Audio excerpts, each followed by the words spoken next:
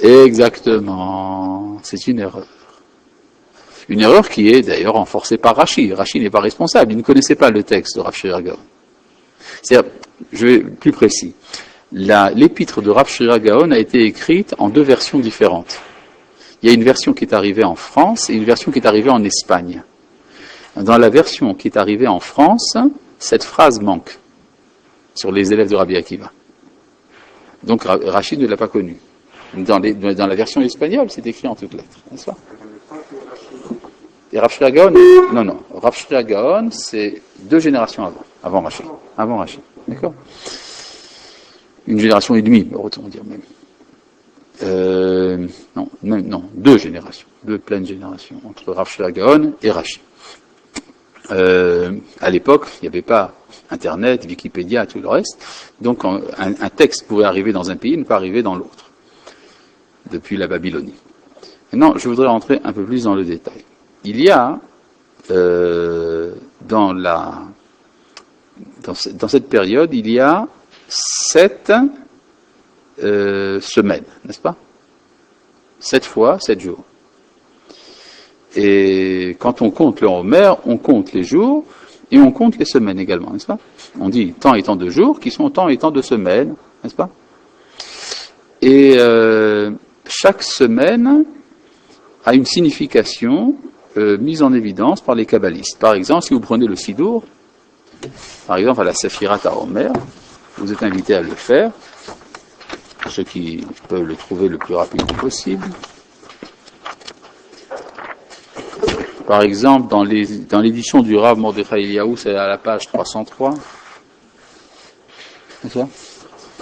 Vous voyez que les éditeurs ont introduit certaines pensées qu'ont les kabbalistes lorsqu'ils lisent, quand ils récitent la Sfirat à Homer. Et il y a donc ce qu'on appelle des séphirotes. Les séphirotes sont les attributs de Dieu qui se manifestent chacun à son tour dans chaque semaine. La première semaine, c'est la mida qu'on appelle Chesed. N'est-ce pas? Et le premier jour, c'est Chesed Sheba Chesed. La deuxième semaine, c'est Gevura. La troisième, Tiferet, etc., etc. Et chaque semaine est également subdivisée en 7, n'est-ce pas? Vous avez Chesed Sheba Chesed, Gevura Sheba Chesed, Tiferet Sheba Chesed et tout le reste. Ce qui vous fait donc 49 permutations possibles. N'est-ce pas? Gevura Sheba Chesed. Le troisième jour, Tiferet Sheba Chesed, Netzach Sheba Chesed, Hod Sheba Chesed, Yesod Sheba Chesed, Malchut Sheba Chesed. Et puis après, on passe à la deuxième semaine, c'est Gevura. Chesed Sheba Gevura, Gevura Sheba Gevura, Tiferet Sheba Gevura, Netzach Sheba Gevura. Donc nous avons 49 permutations possibles, chaque semaine ayant sa séphira dominante. La séphira dominante de la première semaine, c'est Chesed. La deuxième, Gevura. Troisième, Tiferet. Quatrième, Netzach. Cinquième, Hod. Sixième, Yesod. Septième, Malchut. Ce sont des termes tirés de la Kabbale, oui.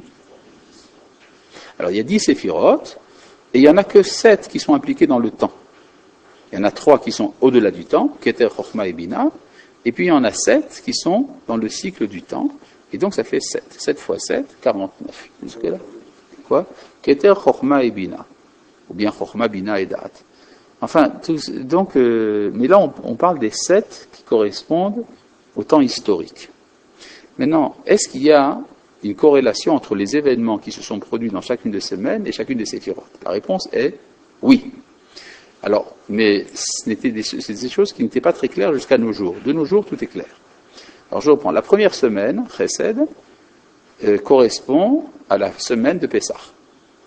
Effectivement, la sortie d'Égypte était un acte de grâce de la part de Dieu. C'est-à-dire, il n'y avait pas encore de mérite. On était tous idolâtres, et pourtant nous sommes sortis. C'est le Chesed. La deuxième semaine, c'est la Gevura. La Gevura, la rigueur, c'est la Midat ad-Din. C'est la rigueur. Effectivement, après la sortie de la mer Rouge, nos ancêtres sont arrivés à un endroit appelé Mara, à Neptune, et c'est là qu'ils ont commencé à râler. D'accord? C'est pas pendant le temps de la Gevura. C'est effectivement pendant cette semaine-là que tombe le jour de Yom HaShoah, le jour commémoratif de l'Holocauste. comme par hasard. N'est-ce pas? Pendant la séphira de Gevura.